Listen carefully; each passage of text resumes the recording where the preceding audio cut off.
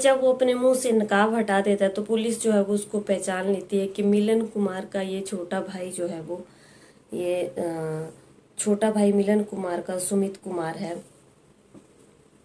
और फिर पुलिस ने जो है उसको पहचान लिया और फिर पुलिस ने उसको अरेस्ट कर लिया और फिर उसने पूरी कहानी बताई। जी हाँ दोस्तों, राधे राधे, आदाब, नमस्कार, सत श्री अकाल। आप सब लोग कैसे हो? आई होप आप सब लोग बहुत अच्छे से होंगे। आप सब लोगों का दोस्तों मेरे यूट्यूब चैनल पे बहुत ज़्यादा हार्दिक अभिनंदन है। आज के अगर आप लोगों ने मेरे चैनल को सब्सक्राइब नहीं किया दोस्तों, सब्सक्राइब कीजिए और कहानी सुनने का आनंद लीजिए दोस्तों। आज जो है, आज 7 जून 2024 और आज की कहानी जो है वो आप पूरी सुनना, तभी आपको पता चलेगा कि आखिर हुआ क्या है। आप लोगों ने चैनल को सब्सक्राइब नहीं किया दोस्तों, सब्सक्राइब कीजिए और मेरी वीडियो सुनने का और देखने का आनंद लीजिए। मेरे यूट्यूब चैनल का नाम है डेली न्यू क्राइम स्टोरीज। तो चलिए दोस्तों, आज की कहानी को हम शुरू करते हैं। आज की कहानी जो है वो है हमारे बिहार के भागलपुर, बिहार के सहरसा की।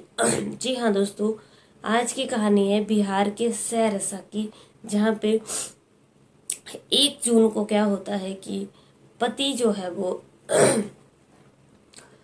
फोन करता है पत्नी के फोन पे, लेकिन पत्नी जो है वो, पत्नी का नाम है वर्षा कुमारी, फोन नहीं उठाती है। पति का नाम है मिलन कुमार जो कि एक सिपाही है और पत्नी को फोन करता है। पति मिलन कुमार की ड्यूटी जो है वो कैमूर में लगी हुई है और क्योंकि कैमूर में लगी हुई थी ड्यूटी, 1 जून की बात है, 1 जून 2024 की बात है ये।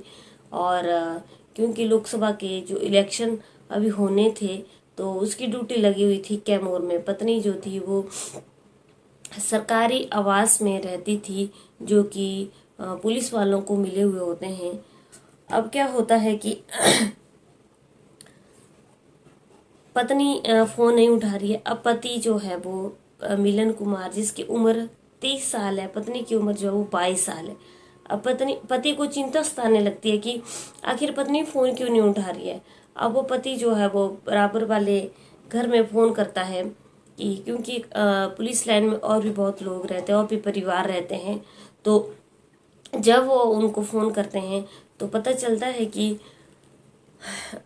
उनकी पत्नी जो फोन नहीं उठा रही है। वो उनसे बोलते हैं कि घर पे जाकर के कुछ देखिए, कहीं कुछ अनहोनी तो नहीं हो गई है, उनकी पत्नी फोन क्यों नहीं उठा रही है। अब जाकर के जब वो पड़ोसी जो हैं वो पुलिस लाइन में ही जब उनका दरवाज़ा खटखटाते हैं तो दरवाज़ा कोई नहीं खोलता है और उनको लगता है कि यहाँ पे कुछ अनहोनी हो गई है और वो वर्षा कुमारी जो है फ़ोन नहीं मतलब दरवाज़ा नहीं खोल रही है। अब क्या होता है कि जब वहाँ के बराबर लोगों को जो है वो शक पड़ जाता है तो वो पुलिस लाइन तो है ही, वो पुलिस में बताते हैं तो पुलिस आती है और उसका दरवाज़ा तोड़ती है। तो अंदर क्या होता है कि अंदर जो है वो मृत पड़ी होती है वर्षा कुमारी। वर्षा कुमारी की उम्र जो है दोस्तों 22 साल है। अब वो मरी हुई है वहाँ पे और पुलिस जो है वो देखती है तो पुलिस बहुत ज़्यादा हैरान रह जाती है। वर्षा कुमारी की बॉडी पर जो है वो बहुत सारे दांत से काटने के निशान थे और ऐसा लगता है कि उसके साथ जो है वो कोई दुष्कर्म किया गया है और उसके बाद जो है वो दुष्कर्म करने के बाद जो है उसका गला घोंट दिया गया है और उसके हर जगह पे शरीर पे दांत से काटने के निशान थे। हर शरीर की जगह पे जो है वो दांत से काटा हुआ था, नुकीले दांतों से, क्योंकि शरीर पे बहुत ज़्यादा दांत से कटे हुए निशान थे। अब क्या होता है कि वो पुलिस जो है वो वर्षा की डेड बॉडी को उठा लेती है और पोस्टमार्टम के लिए भेज दी जाती है। अब पुलिस बहुत ज़्यादा हैरान हो जाती है कि ये जो घटना घटी है पुलिस लाइन के अंदर ही घटी है, तो ये किसने आखिर किया होगा। क्योंकि 11 बजे तक तो जो है वो वहाँ पे पुलिस के लोग आते जाते रहते हैं और 3 बजे सुबह जो है वो लोग अपनी ड्यूटी के ऊपर जाना शुरू हो जाते हैं। तो ये घटना जो है रात के 11 बजे के बाद और सुबह 3 बजे से पहले के बीच में ये घटना घटी है। जिसने भी ये किया हुआ है वो इसी टाइम किया होगा। अब क्या होता है कि उनकी उसके पति को भी पुलिस बता देती है, क्योंकि उसकी ड्यूटी कैमूर में लगी हुई है कि उसकी पत्नी के साथ ऐसा ऐसा हो गया है। तो पति भी वापिस वहाँ से आ जाता है। अब क्या होता है कि पुलिस जो है वो सीसीटीवी कैमरे खंगालना शुरू कर देती है, क्योंकि पुलिस के लिए बहुत बड़ी चुनौती की बात है, क्योंकि ये घटना जो है पुलिस लाइन में ही घटी थी। अब पुलिस जो है वो वहाँ की सीसीटीवी कैमरे खंगालना शुरू करती है। SI की टीम गठित करती है और 5 टीमें गठित करती है। अब क्या होता है कि जब पुलिस जो है सीसीटीवी कैमरे खंगालना शुरू करती है तो उनको कुछ भी सुराग नहीं मिलता है, लेकिन रात में जो है वो एक आदमी वहाँ पे 1 बजे के आसपास सीसीटीवी कैमरे में घूमता हुआ दिखाई देता है और उसने अपने मुंह के ऊपर जो है वो गमछा लपेट रखा है। अब वो कुछ भी पता नहीं चल रहा है कि वो आदमी कौन है, लेकिन थोड़ी दूर चलने के बाद जो है वो अपने मुंह का गमछा उठा देता है और पता चल जाता है कि ये जो मिलन कुमार हैं, मृतिका वर्षा कुमार है, जो उसके पति मिलन कुमार हैं, उनका छोटा भाई जो है वो सुमित कुमार है। अब जब पुलिस उसको देखती है तो पुलिस भी हैरान हो जाती है कि सुमित कुमार यहाँ पे क्या कर रहा होगा, क्योंकि पुलिस वाले तो उसको जानते ही थे, क्योंकि उसके सगा भाई जो है वो पुलिस में ही था और उसका वहाँ पे आना जाना था। तो सुमित कुमार रहता था भागलपुर के रंगरा थाना क्षेत्र में, नवगछिया में रहता था। तो सुमित कुमार जो है नवगछिया से आया हुआ था।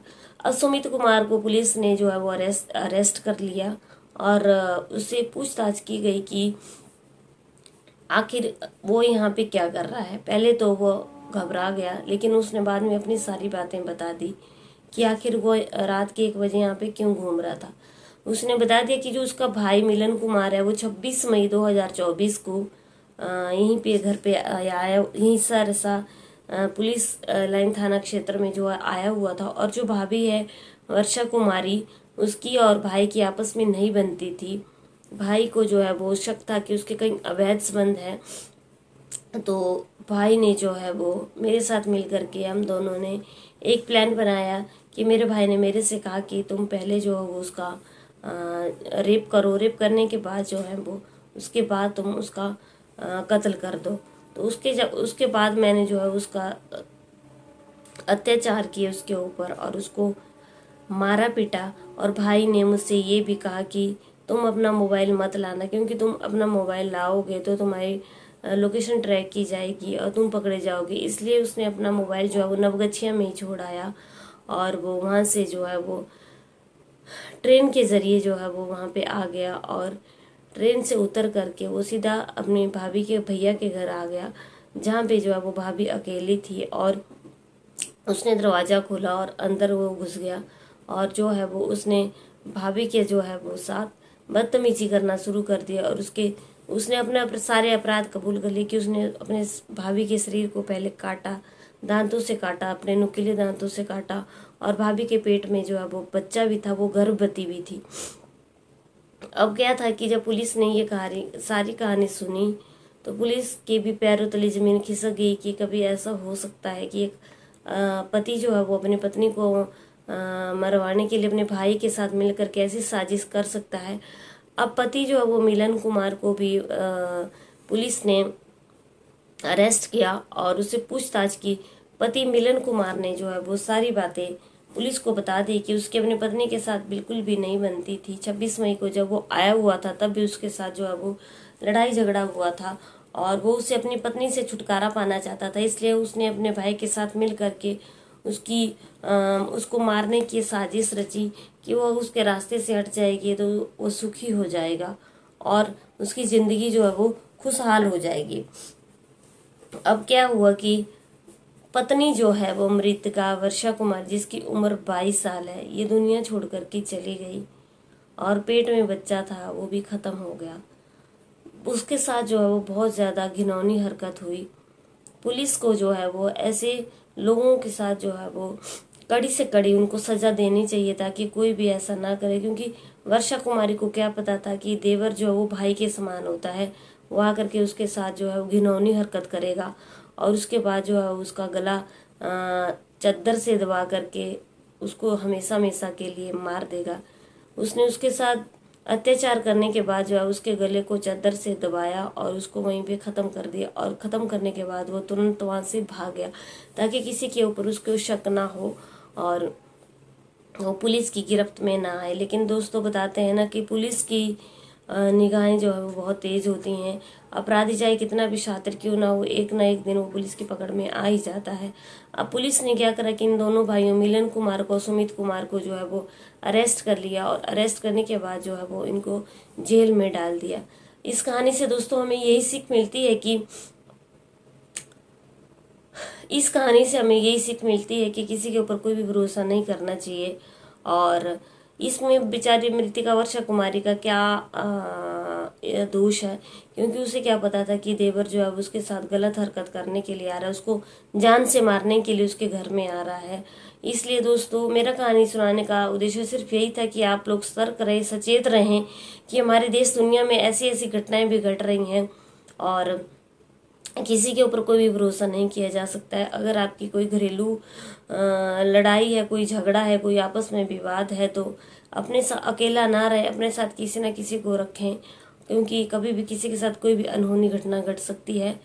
तो चलिए आज की कहानी यहीं ख़त्म करते हैं। कल की कहानी में फिर से आप लोगों से मुलाकात होगी। तब तक के लिए बने रहिए मेरे चैनल पे। जय हिंद, जय भारत।